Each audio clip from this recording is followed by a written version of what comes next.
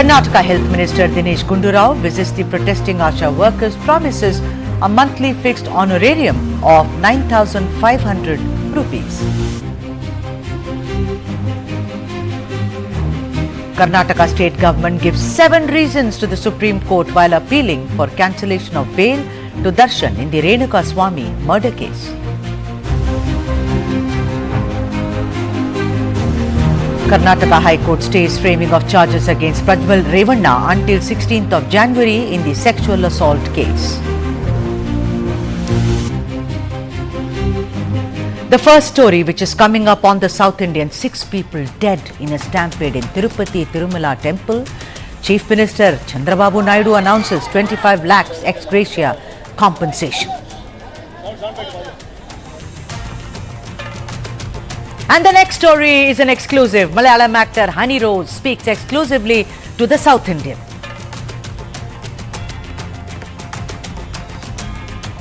The horrific case of triple murders in Bengaluru, man arrested for murdering wife and his 2 children.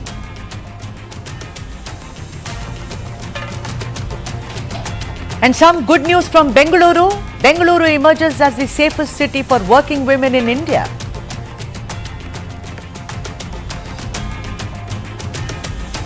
And the big political story has DKS Shivakumar succeeded in dousing the dinner politics fire. That is the last but not the least political story coming up.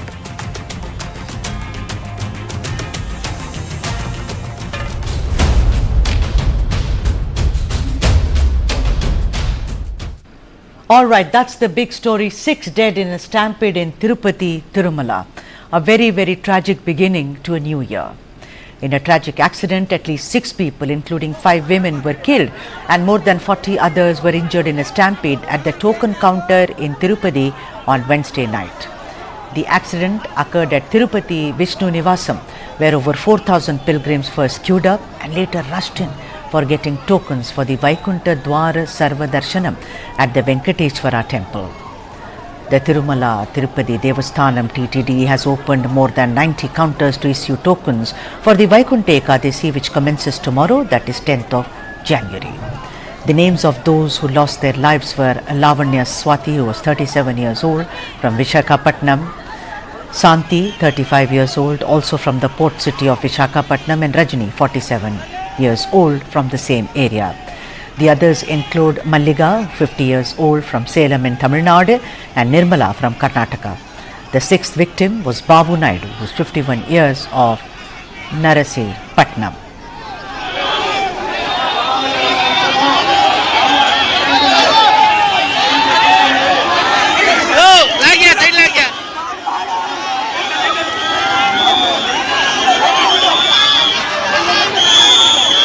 According to reports, the incident occurred when the gate of a token distribution center was briefly opened to evacuate a devotee who had fallen sick.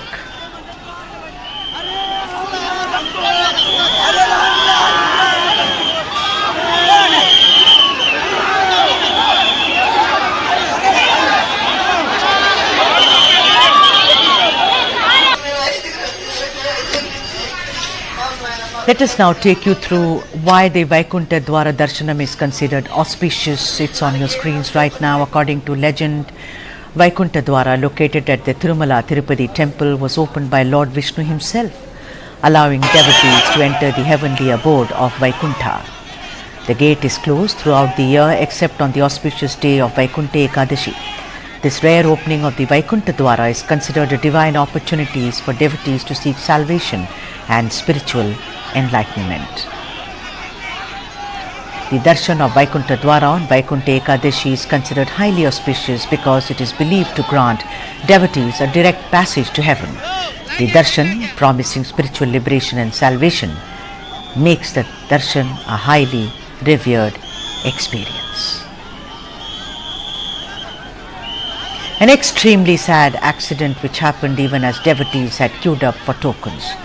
The injured were taken to Ruya Hospital and Sri Venkateshwara Institute of Medical Sciences, and many were released after receiving treatment. According to an official report, 12 people with broken ribs or bones are under treatment, but all of them are said to be fortunately out of danger. TTD chairperson B.R. Naidu attributed the stampede to overcrowding. He called it a tragic and unfortunate incident, assuring that a complete report shall be submitted by end of day today. According to the TTD chairperson, a DSP had apparently opened the gates, triggering a rush that resulted in the stampede.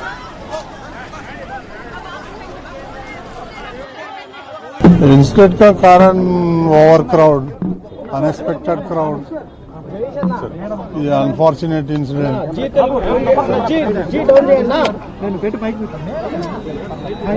Unfortunate 6 लोग मर गए। कहाँ के लोग हैं sir? थोड़ा लोग तमिलनाडु है, आंध्रा भी है। तो एक बॉडी आइडेंटिफाई हुआ, 5 आइडेंटिफाई करने का है। अभी इस स्विम्स में 30 पेशेंट्स एडमिटेड है। सभी सेफ जोन में, कोई प्रॉब्लम नहीं, चिंता करने के लिए कोई नहीं। अभी हम डायरेक्टर साहब से भी बात किया, पूरा डॉक्टर मेडिकल टीम को बात किया, किसी का सब आउट ऑफ डेंजर है। सो हमारा सीएम साहब भी अभी आने वाले हैं, हमारा हेल्थ मिनिस्टर भी अभी आने वाले हैं। पहले मैं टीटीडी की तरफ से माफी मांगता हूं, ऐसा दुर्घटना भविष्य में नहीं होंगे।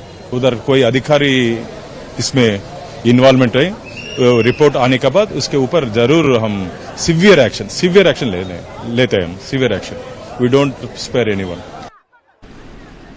A woman who witnessed the chaos described how the rush escalated when police officials opened the gates, as a result of which many women were injured as male pilgrims surged forward to the token centers. She added that some devotees had been waiting in line since 11 a.m. and were provided with milk and biscuits while they were waiting in the queue. Sufficient arrangements, in fact elaborate arrangements have been made for this year Vaikunth Ekadasi by TTD and the district administration. Sufficient police personnel were deployed at all the counters in Tirupati. There were 9 counters and 1 in Tirumala. We kept holding areas as well this year additionally, so that there is easy access into the queue counters. Unfortunately, at this particular location, Bairagi Pateda, there was some miscommunication as to the opening of the gate. So at around 7:45, when they opened the gate suddenly, there were, in fact, the gate was initially opened to let one person go out because they were not feeling well, and it was opened and then closed. Then there was a commotion among the people that gates are being opened. So then they rushed towards the gate, and then again they had to open the gate. This is where the lapse has occurred. Andhra Pradesh Chief Minister Chandrababu Naidu expressed his condolences over the tragedy and said strong steps should be taken to prevent such incidents from happening in the future. Naidu rushed to Tirupati to take stock of the situation, and after having conducted an emergency review of the situation, promising swift action and better arrangements moving forward. The Chief Minister's office has decided to grant 25 lakhs compensation to the kin of those who died in the stampede. Condolences poured in from several leaders from across the country, and of them Prime Minister Modi expressed his deep anguish and shock at the incident, like many others have. Let me now go across to Deepak Reddy, spokesperson for the TDP, to talk about this very sad incident. Deepak Reddy, what a sad beginning, one must say, to the New Year's. But then accidents happen, don't they? I mean, why don't I let you speak about what really transpired at Tirumala Tirupati Temple? Very good evening, Sudhaji. Good evening. The entire government and the party, everybody related to the temple in Andhra Pradesh is under deep shock. Let me just give you a brief introduction of why this whole thing has conspired. On this auspicious day, the temple authorities wanted to give maximum darshan to as many people as possible, and they have made announcements that 7 lakh people would be given darshan in this short period. So this information was given out in all the states. So, with an intention that, more people should get the opportunity to see the Lord on these auspicious days. All arrangements were made accordingly. And this is definitely an accident which was unexpected. because Tirupati has a amazing track record of crowd management, and this was something which was unexpected. And the minute the incident took place yesterday, the Chief Minister has immediately sent the Home Minister, the Revenue Minister, the Environment Minister to the spot, and they are asked to stay there for 3 days. And then now today, almost 6 ministers are on the ground. The Chief Minister also has personally visited the site, the accident spot today, and looked at every fine detail, why it has actually happened. And the collector, the TTD EO, and the SP were also summoned to the site.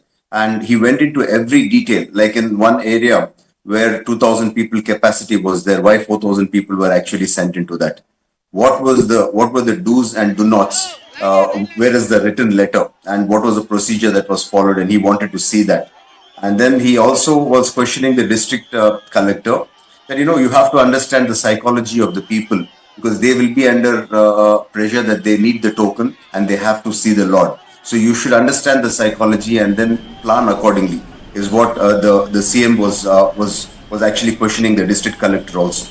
Yeah, absolutely right, because even us, all of us, when we go there, there is a rush to see the Lord, and I do understand, and particularly Vaikunta Ekadashi is very, very auspicious for all of us. Deepak Reddy, I see that apart from concern, there seems to be a kind of anger also in Chandrababu Naidu to take people to task, because the way he has reacted, would you agree that he is not going to let go of anyone who's found to be culpable? 100%, because the degree of seriousness you can see on his face, and he actually went, from each place to another place. Then he was asking about when the incident took place and when the ambulance actually came there, and what was the location of the ambulance to the incident spot. So he went into such details. So here the basic thing is that this incident should never again happen, and why it has happened. And then he was actually questioning the temple authority, the EO especially, why was this kind of a procedure followed? You could have used technology and made it much more easier for the devotees. And he actually went down to the hospital and met the devotees, trying to inquire why this kind of an incident has happened and trying to hear from them, about the ground reality. Yeah, but what is amazing, Sudhaji, with that go on. pain, the patients on the bed were saying that they want the darshan of Lord Venkateshwara. And look at the will. The pain that's is also what the Lord not does. coming to them. Before I let you go, Deepak Reddy, I want to ask you that apart from the hospitals, which are of course taking care of all the devotees, do you think overcrowding was the main reason for this horrific accident which took place? Actually, to be frank, I don't want to blame people, but it is an accident. Because they wanted to get that injured lady out, or the lady who needed medical that's what we are saying.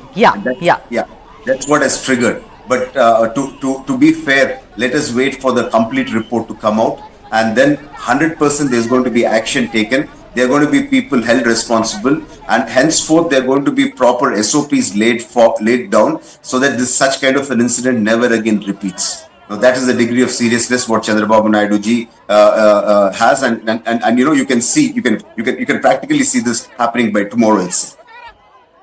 On that note, Deepak Reddy, thank you so much for joining us on this lead story. So there you heard TTD spokesperson Deepak Reddy explaining that no one shall be spared once the report is out. Next story which is coming up, Malayalam actor Honey Rose, exclusive on the South Indian.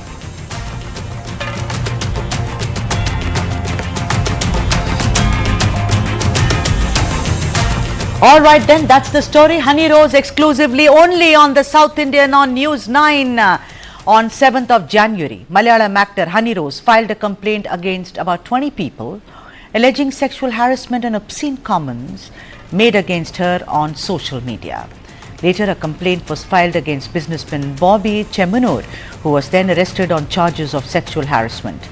The actress in her complaint shared that she has been personally insulted during an event, and as a result she had decided not to attend any further functions held by Bobby. She claimed that the Bobby had unintentionally, used social media to defame her and insult her womanhood after she refused to participate in any of the events that he held. Now, in the latest, the magistrate court has denied bail bail to Bobby Chemunur, who was jailed, with the police arguing that the crime was of serious nature. The businessman has been sent to remand in the case. Earlier in the day, of course, I spoke to Honey Rose, and she told me several aspects of this case, what really bothered her and how she shall not remain quiet. Listen in.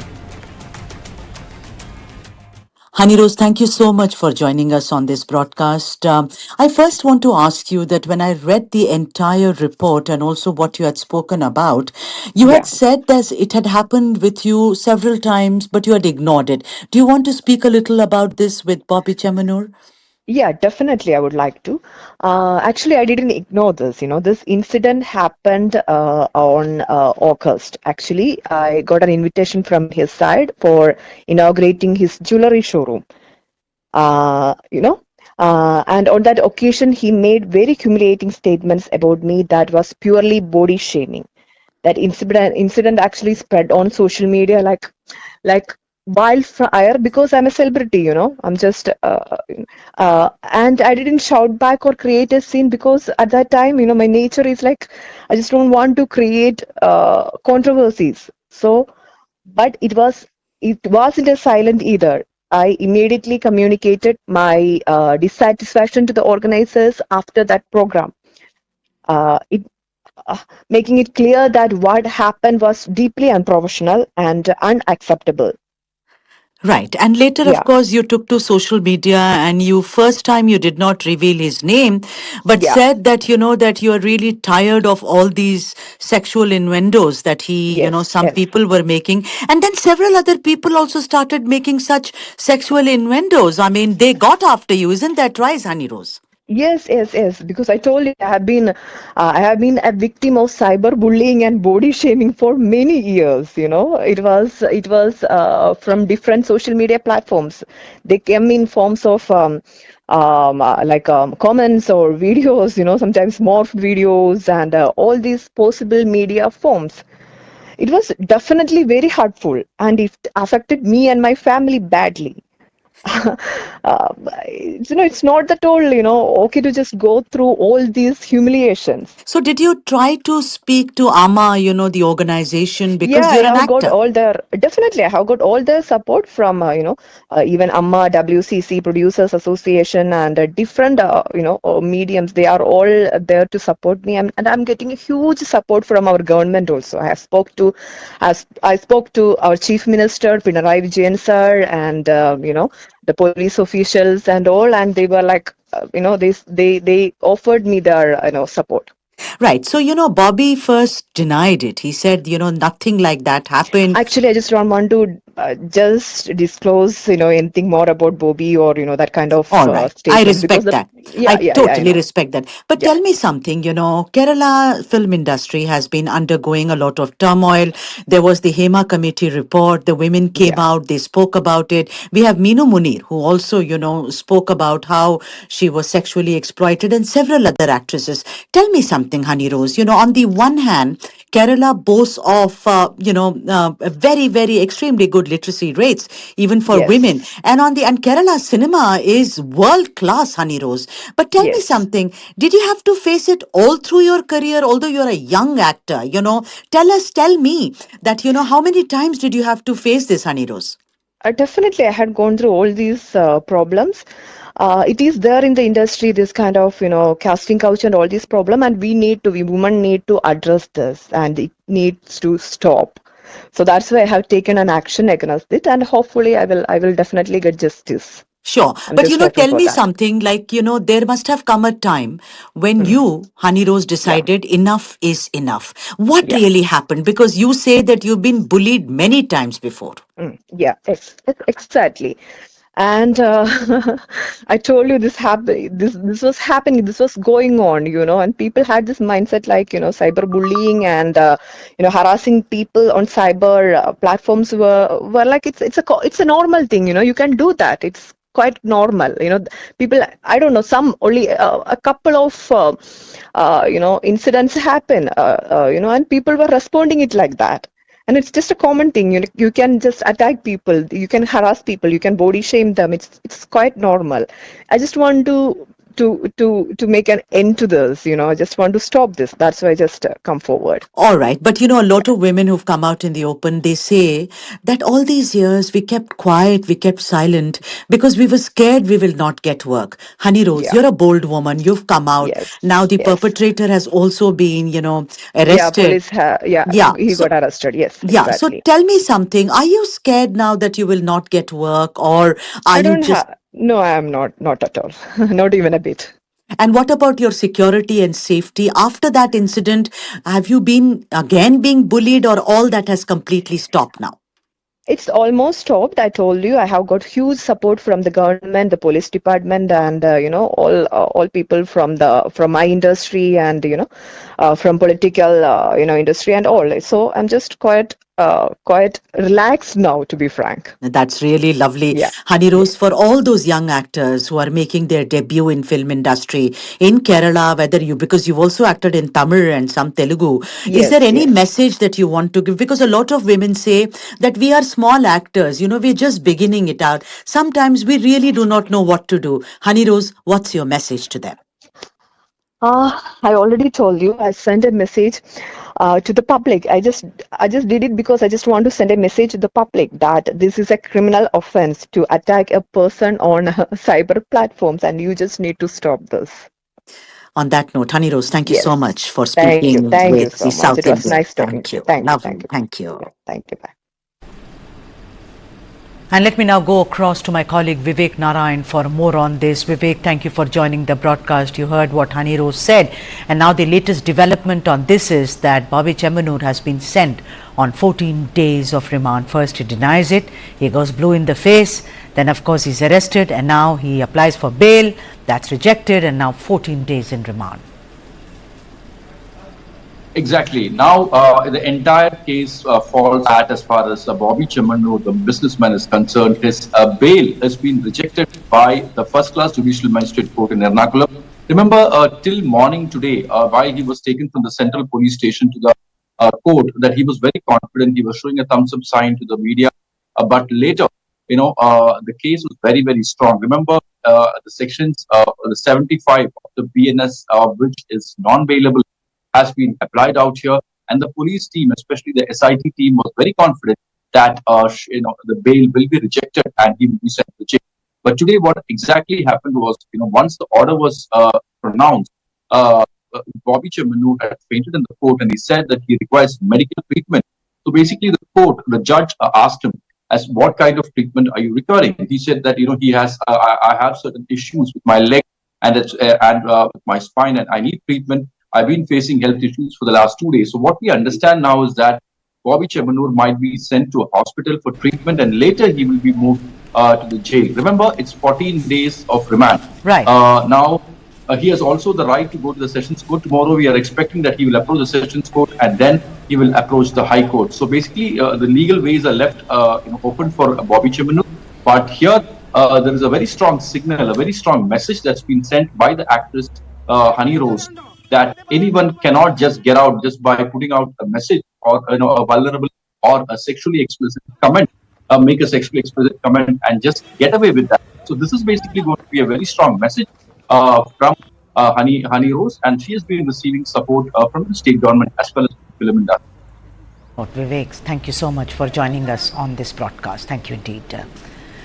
And the next story, which is coming up, horrific triple murders in Bengaluru. Man arrested for murdering his wife and 2 of his children.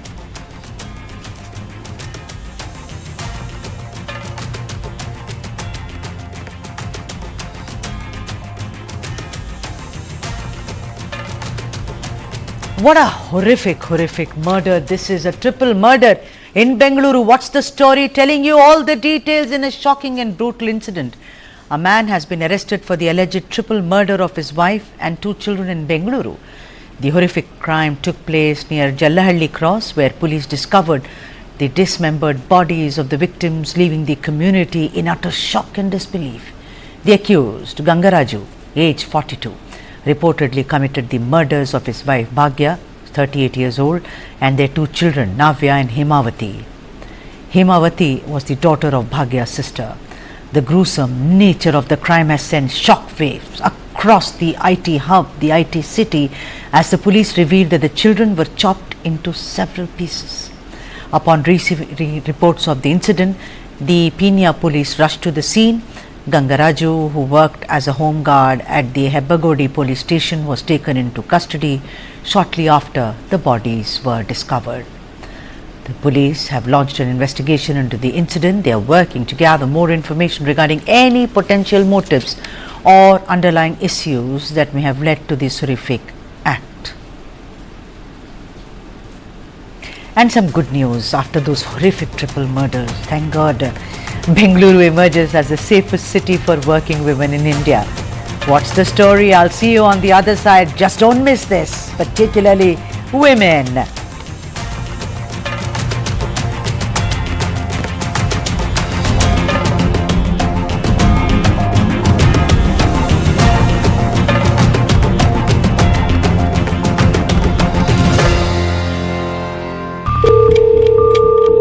Hello.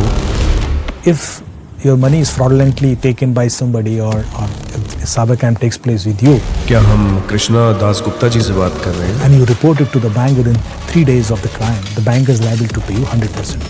This is clear-cut guidelines. मैं department से बात कर रहा हूँ. If you report it within 7 days, the bank is liable to pay you 50%. And if you report it 21 days, I think 25% or something. और हमने ये देखा है कि आपके आधार कार्ड से एक सिम रजिस्टर्ड हुआ है यहाँ. If the person gives information within the span of 3 to 4 hours, 100% recovery can be done. I personally have seen a lot of cases where 100% recovery has been done. आपका SIM use हुआ है, illegal activities हुई हैं उस SIM से. Oh my god. Madam, you are also involved in the Naresh Goyal money laundering case.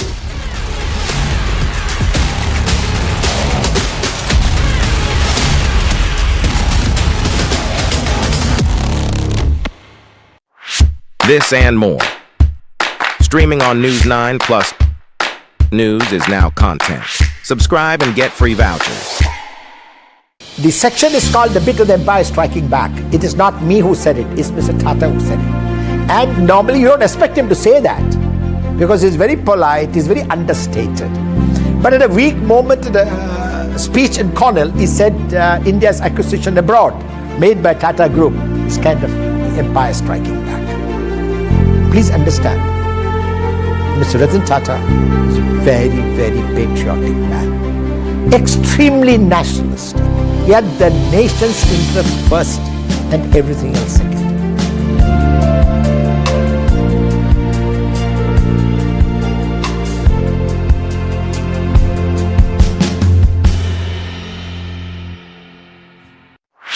This and more. Streaming on News9 plus news is now content. Subscribe and get free vouchers.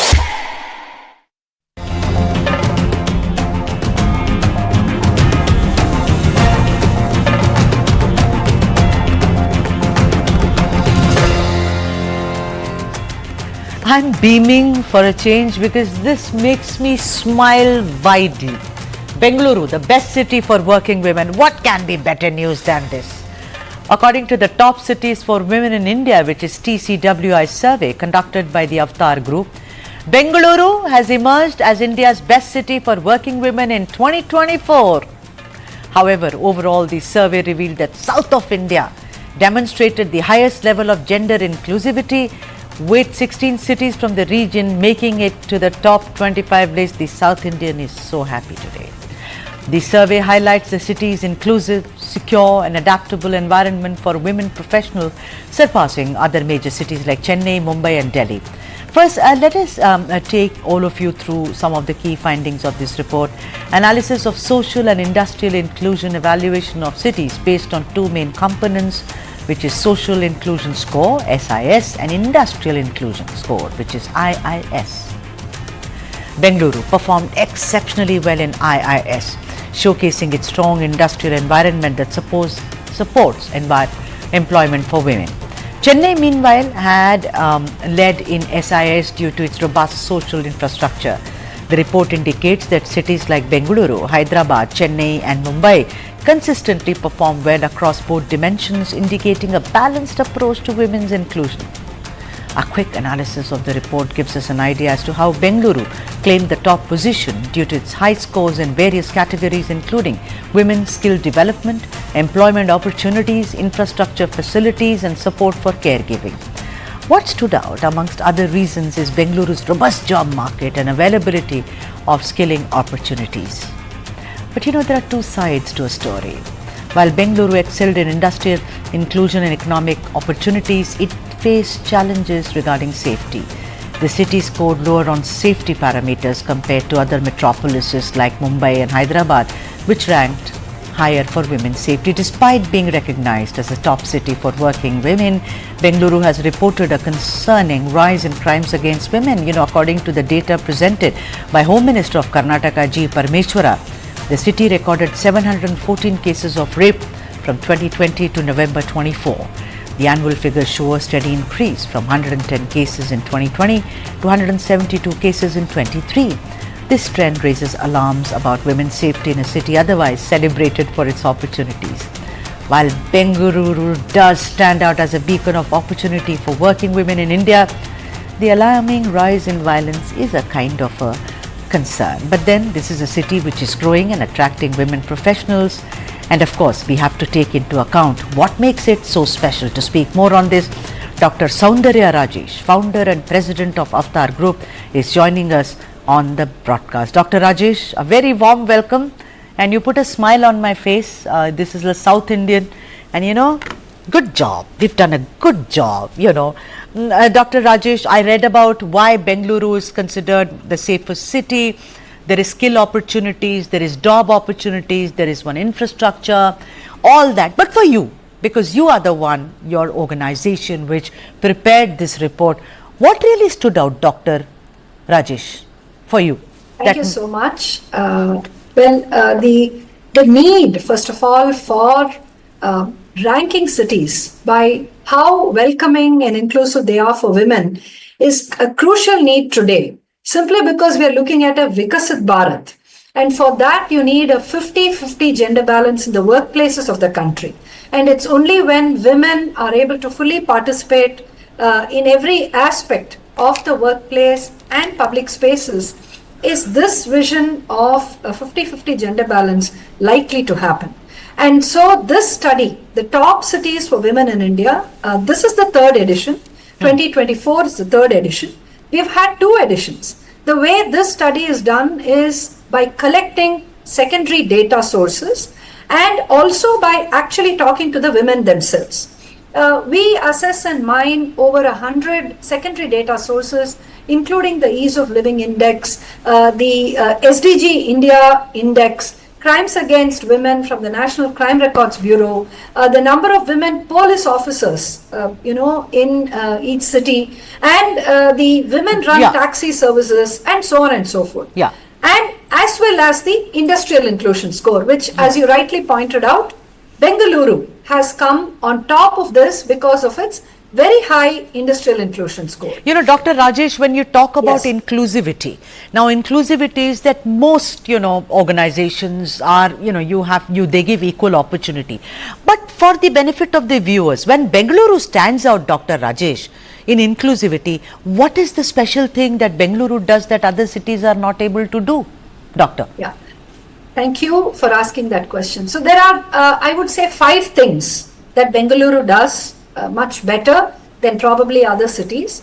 First of all, it's home to a lot of industries that are inclusive by nature.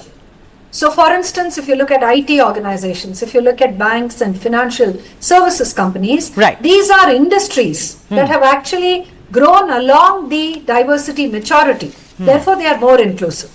The second thing that Bengaluru has are many organizations that are inclusive in their nature, in their own culture, inside their workplaces. These are organizations that are very inclusive. They practice inclusivity. And the third is the city offers a lot of career enablers for women to actually pursue their careers very, very well. And if you look at career enablers, they are as follows. For instance, do you have mobility support? Is there childcare support? Does your organization provide flexible working and hybrid working? Are there career development programs that you see, Right, for upskilling and so on? And is your mental health actually focused upon? Very, very rightly said. The last bit, of course, and about caregiving, which Bengaluru seems to have come on top. All of us have struggled taking care of children and, bringing them up and working, etc., etc. I want to, before I let you go, Dr. Rajesh, I want to ask you one last question. South India has come right on top. Yes, lot of industries, infrastructure, but do you think it is also very sociological, considering that the women, Kerala has a matrilineal society, and most of us, the women are the ones who actually put a home together, and therefore it is less of a male bastion. Do you think that is one of the reasons that we have come right up, Dr. Soundarya Rajesh? Thank you. Well, I would say that it has got a lot of geopolitical background to it. All right. So it's not just only about the fact that you have Kerala, which has matrilineal, even the East, for that matter, West Bengal and Kolkata too have similar kind of structures.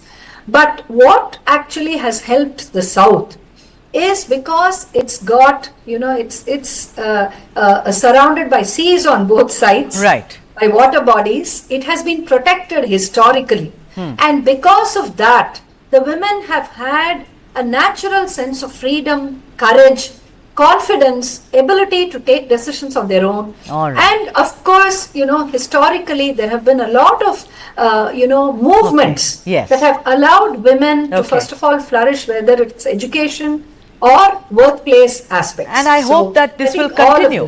Yeah, this will continue forever. Dr. Soundarya Rajesh, what a pleasure it was to have you on air. Thank you very much for making all of us smile. Thank you, Doctor. Thank you so much. The next story is the big political story on the South Indian. Has DK Shivakumar succeeded in dousing the dinner politics fire in Karnataka? That's coming up.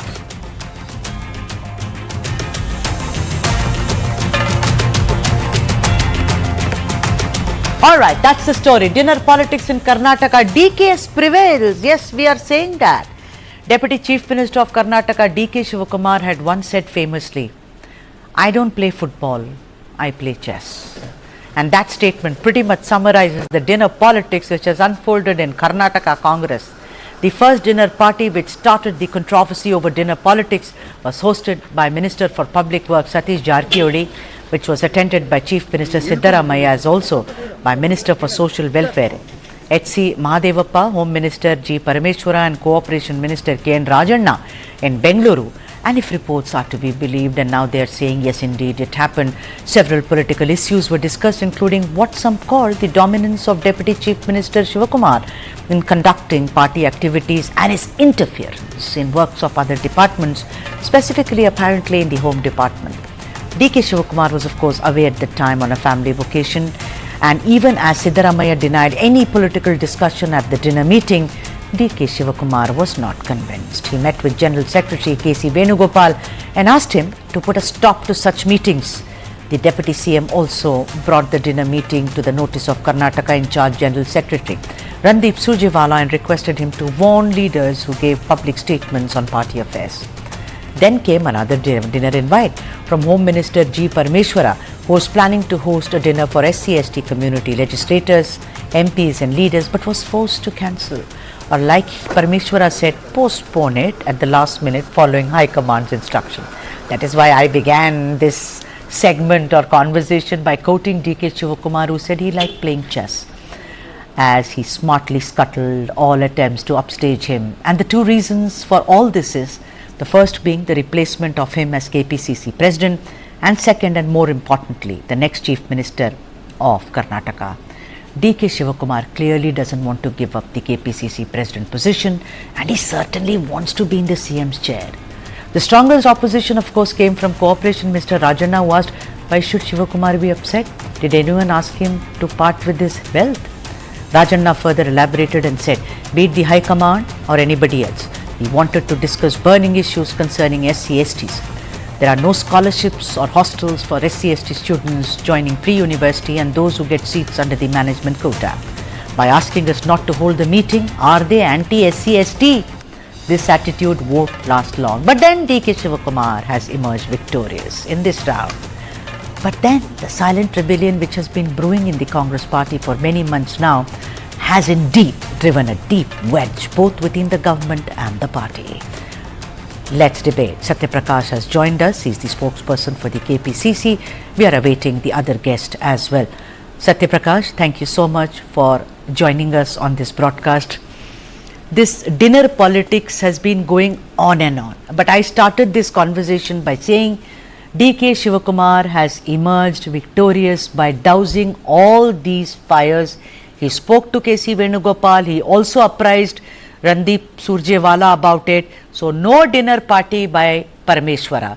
So clearly the party and the government, both of them are divided as of today, Satya. Yeah, hi, Sudhaji. Hi. See, Dr. Parameshwar has been very clear that he has postponed, okay, based on the request from the AICC General Secretary, Mr. Surjewala. It is postponed because I have a feeling that on January 13, there is a CLP meeting which has been organized, where Surjewala and Mr. KC Venugopal also are coming and meeting all the legislatures.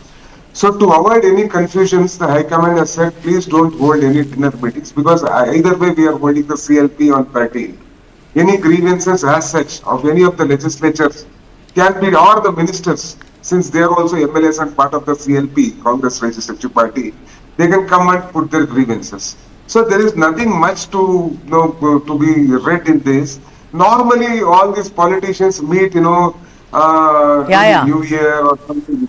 Yeah, of course. Yeah. Of course they do. Anyone can meet for a dinner party. But then, what do you have to say about Rajanna? When it's not the first time. He has said it many times before. We need, different chief ministers. He's also spoken about presidentship of, he's a very senior leader. He's very close to Chief Minister Siddaramaiah. He said, and I quote him, what is DK Shivakumar's problem? Why is he so upset? Is someone taking away his wealth? The problem, the point very clearly is, Satya Prakash, however much you want to brush it under the carpet, there seems to be a not quiet, but a loud rebellion against DK Shivakumar because apart from what was decided in Udaipur, he has been KPCC president for longer than he should have been, although there is no period for it. And also, he wants to be the next chief minister.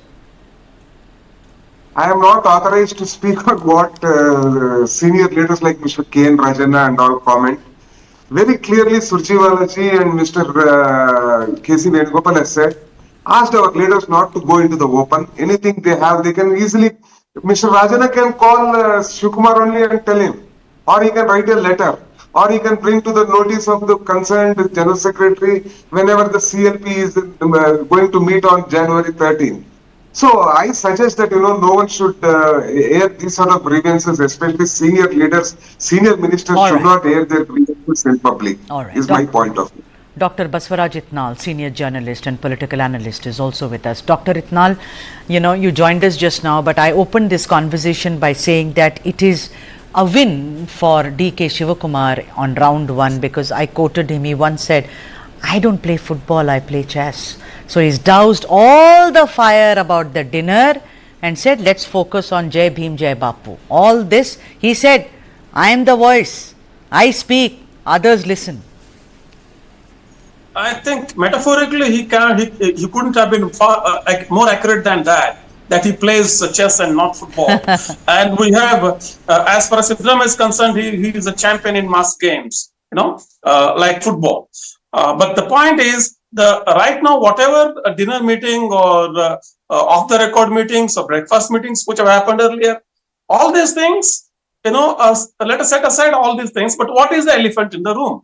Elephant in the room is that will Siddaramaiah make way for DK Shivakumar? Very simple. And that too based on the commitment made before the party high command last year. That's all there is to it. Every argument comes and stops there. So what is happening is not only Siddaramaiah and many in the CLP, many of the Siddaramaiah supporters, they do not want DK Shivakumar to come to power ever. Not just after 2.5 years, ever, because their positioning is so rigid. For example, MP Patil and DK Shivakumar, I don't see them working together at all. Right. Because they have They have crossed their swords so often, so publicly, and they have stuck to their guns very, very firmly. So it is very difficult to see both of them working together. Such being the case, MB Patil belongs to Siddaramaiah faction, and there are many others. Like K. N. Rajanna, there are many others who are Siddaramaiah faction. So now the point is, how do you solve this riddle? Exactly. And that is the big. That's a big challenge to the High Command. Yes. Whether it is a dinner meeting can be organized, called off. People can talk on phone. All that can happen. But eventually, like you said, round one, DK Shivakumar won. Yes, he sent that message. Absolutely. He sent that message. Yes, there was a pact between you, me, and the High Command. And this meeting, this kind of posturing, it's more of a posturing. Right. This kind of posturing does not go well with that pact. So let us stand down. Satya, come in. That's a clear message sent by DK Shivakumar. Sudha, I don't accept what Mr. Basuraj said, that most of the MLAs feel that, DK Shivakumar ji should not come to power. No, it's far from most of Siddaramaiah faction, not most of MLAs, most of Siddaramaiah group. One second. Our KPCC president has put his soul into the party for the last 4 to 5 years, ever since he has come in the dire months of COVID. He is eligible to become the chief minister of this state. But the point is, as on today, there are no vacancies is the point. It is very clear the High Command on one occasion has said that there is no power, no agreement as such. But definitely there are 2 to 3 CM contestants within the party. Anyone can become the CM. Mr. Parmeshwar also is eligible. MB Patil ji is also eligible. No, that's what they are trying, but they will not succeed. No, they are trying. You are right, Satya. They are all, Parmeshwara is trying, MB Patil is trying, but none of them have a chance. When the government took oath at that time itself, Dr. Itnal, I didn't know you at that time, or maybe you were not on my show. We were all discussing it. It's a very clear deal. Rotation, Siddaramaiah, after that, DK Shivakumar will have to be. DK Suresh has said it so openly. Don't you remember, Dr. Itnal? DK Suresh saying. Yes, absolutely. In fact, I was on your shows a couple of times, and we discussed this. We did discuss that there was a pact, and not only we, the entire media was abuzz, and there were confirmatory signals coming from political circles as well. In fact, very recently, DK Shivakumar himself has gone on record saying that there was some kind of agreement last year. So that is, unless, if it is not there, then what is the hurry? What is the hurry? What is the need? What is the, context of this, power show organized by Siddaramaiah himself? Very well last said. Month it was, very last well month said. It was this kind of a self-respect kind of show. Earlier to that, this was all this. Where is this? Where is the need to flex? You remember last year when Siddaramaiah loyalists had planned this event in Hassan? One remembers that very well. Yes, it happened, under the Congress banner. I mean, Shivakumar said, no way, bring it under the Congress banner. I don't want you to do it individually. Satya Prakash, I don't understand something, and that being protocol.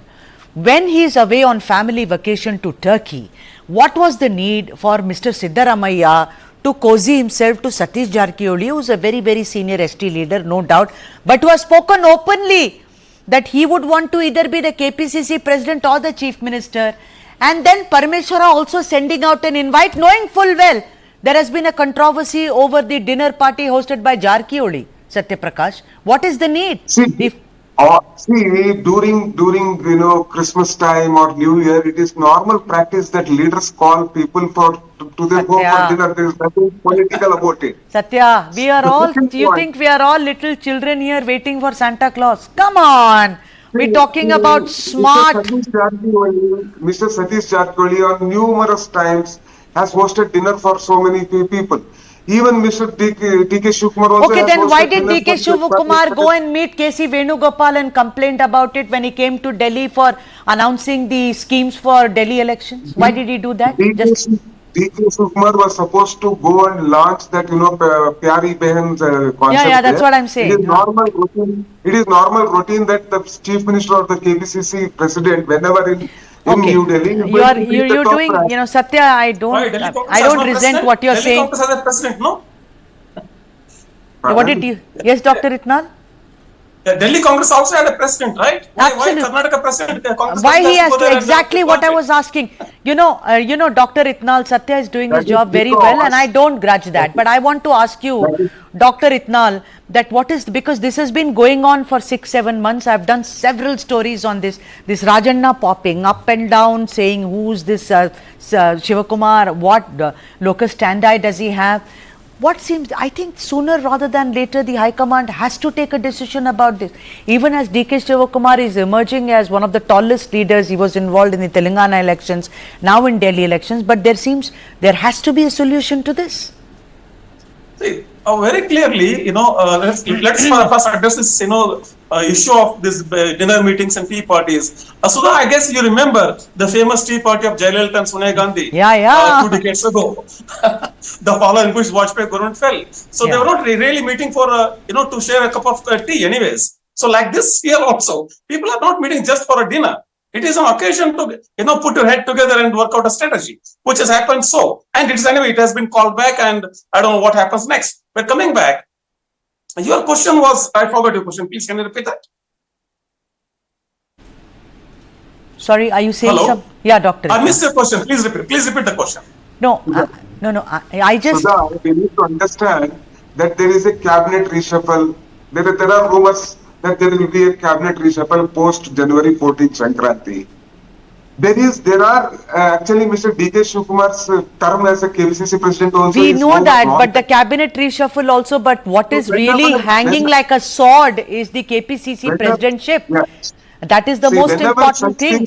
Dr. Itnal, do you see a solution to this? The High Command. What is the solution? Now I remember. See, the solution to this is that High Command has to put its foot down and give a solution here. It is neither DK Shivakumar nor Siddaramaiah. Because what are the bargaining chips of Siddaramaiah? What are the bargaining chips of DK Shivakumar? DK Shivakumar would say, I steered the party towards a landslide victory last year under my presidency, under my organizational strategies. I achieved that. Following which, I even delivered Telangana. Now, Siddaramaiah's what is bargaining chip? Is the only thing is Ahinda. I am Ahinda leader. Without Ahinda, Congress cannot exist. If you touch me, Ahinda, you will lose Ahinda votes. These are the two bargaining chips.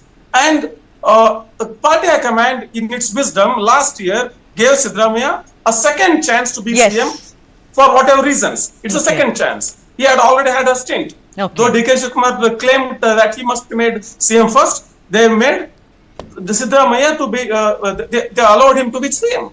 Now, there must have been some parlays, there must have been some agreement. It is not just that, DK Shivakumar, you have nothing. There has to be some agreement. There are some certain terms of all these arrangements. Otherwise, they wouldn't have spent, almost a month. There is, Shivakumar has doused the dinner party fire as of now. But there is a lot of smoke. There is a lot of smoke. It is very clear that there is no agreement. How many times should we keep on telling? This is what the press, the media, and vested interests, they want to bring some fissures within the When in doubt, shoot the messenger. Very good, Satya Prakash. But we will wait and see, and I will have you on my show when this happens, and I will prove it to you. There was an agreement, and that agreement has not been fulfilled. We are anyway awaiting, so many things we are awaiting, and I'll do stories on all of them. Caste census pending, KPCC president pending, also the CM, the next CM, that is pending, lot of other things pending, but as of today, DK Shivakumar has prevailed. But that is the magic of politics. Thank you so much, Satya Prakash and Dr. Itnal, for joining us on this broadcast. And with that, it's a wrap on the South Indian for today. I'll meet you yet again tomorrow with lots of stories from all the states of South India. So until tomorrow, goodbye.